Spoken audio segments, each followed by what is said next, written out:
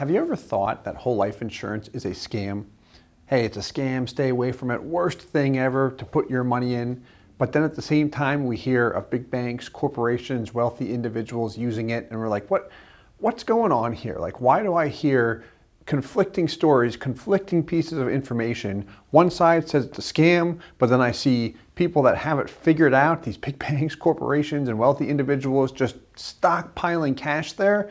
Like, what's the difference?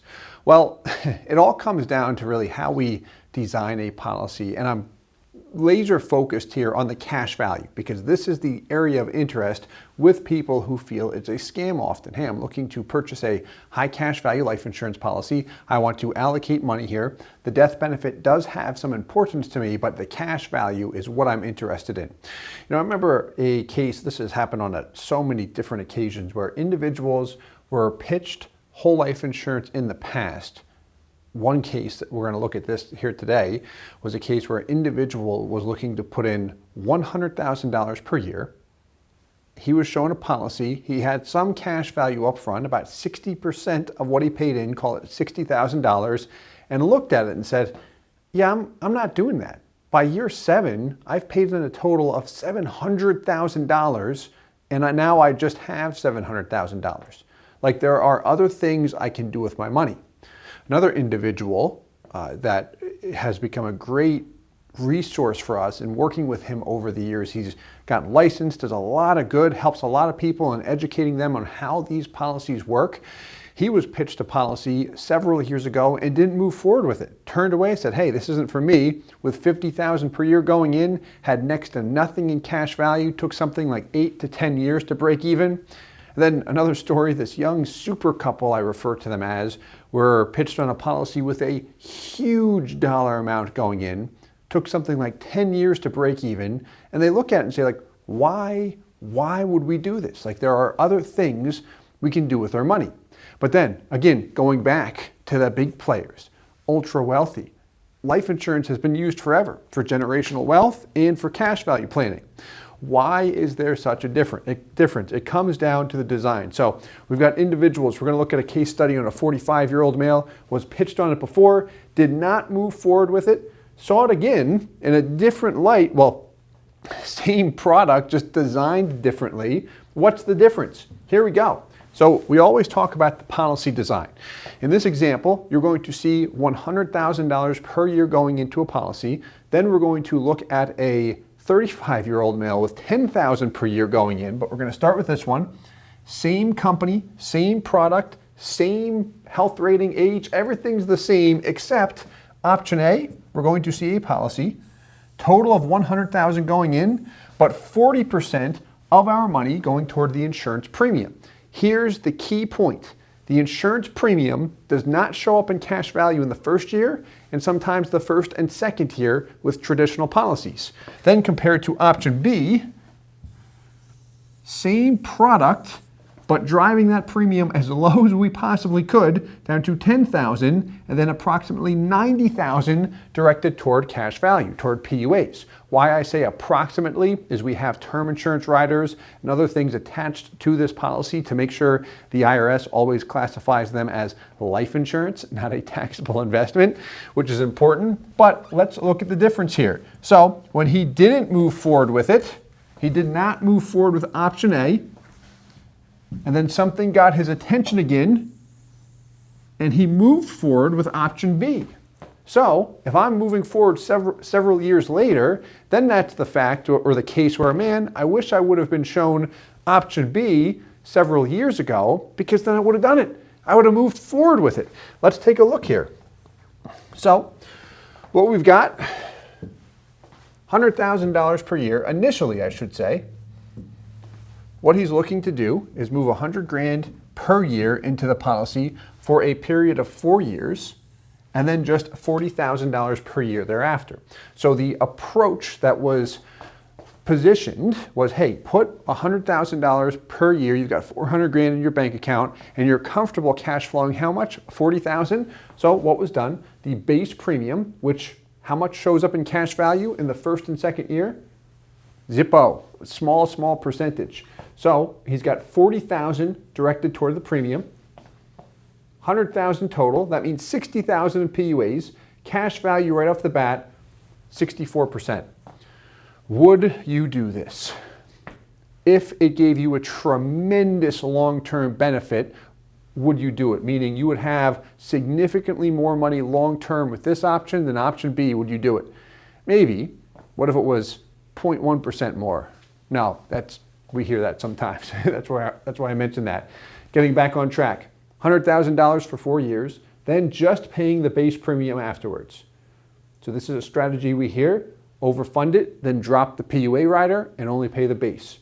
What is highlighted in yellow represents my break-even point.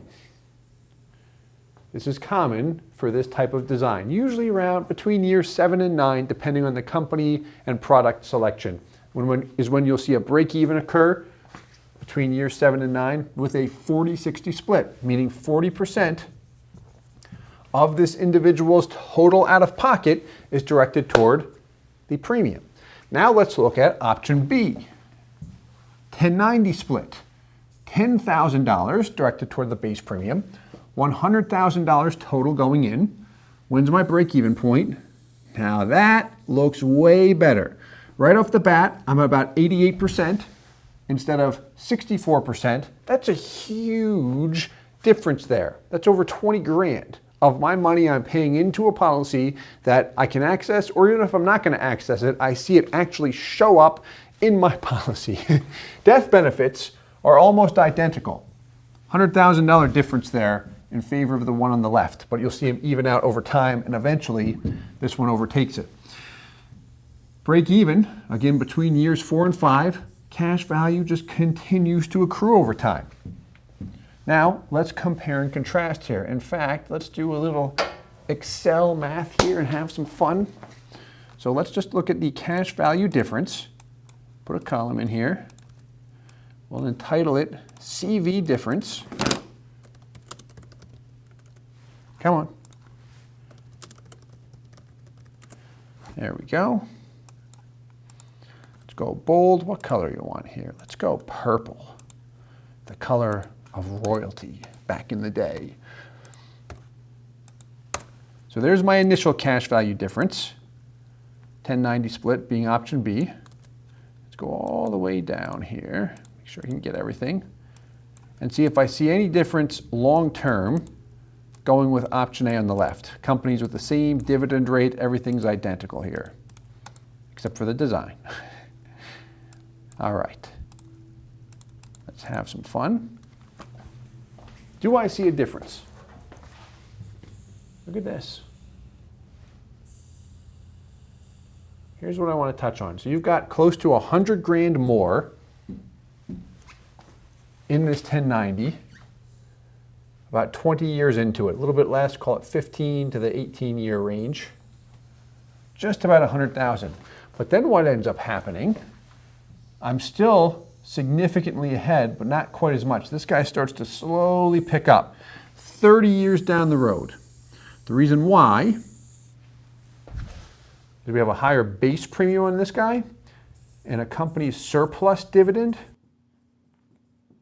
is often higher on base premium dollars compared to what it is on PUA dollars. So with a higher base premium, that's where we see it gradually start to catch up. But 30 years, it never catches up, but it gradually does. So sometimes you may have heard the argument that, hey, if dividends go up because they have to, because we're in such a low dividend interest rate environment right now, eventually they'll go up and then you'll really see this policy have more money.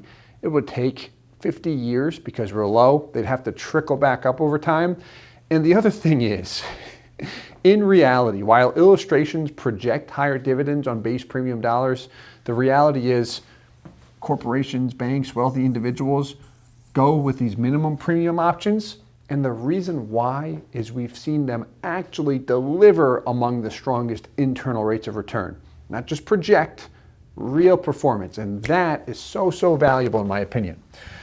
But here we go. He went with option B several years later because he discovered, hey, here's how I can set up a policy where it is maximized for cash value from start to finish. Like, this is This is what I'm looking for. It helps me achieve my goals. I can use it for real estate purchases and such, which he has borrowed, then repaid. He's got access to his capital. He loves the idea of utilizing policy loans, the money's at work for him forever. So, didn't go with option A. We went with option B several years later. We just ran a 45-year-old male case study.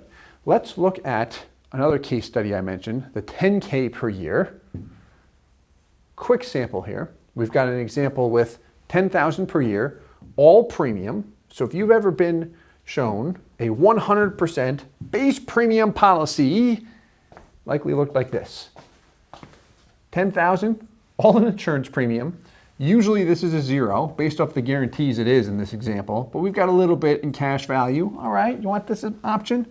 Breaking even, 13 to 14 years. Like, come on.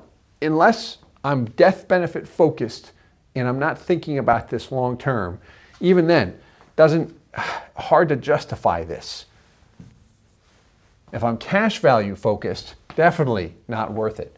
Now I've got the 50-50 split, meaning of the same $10,000 with the same company, same individual, same product, same dividend rate, same everything, 50% toward the premium, 50% toward the PUA component. Here's my cash value right off the bat. Year 9 represents the break-even point when I am cash on cash. I've paid in $90,000 and I have $90,000. Still, year 9, way better than this one.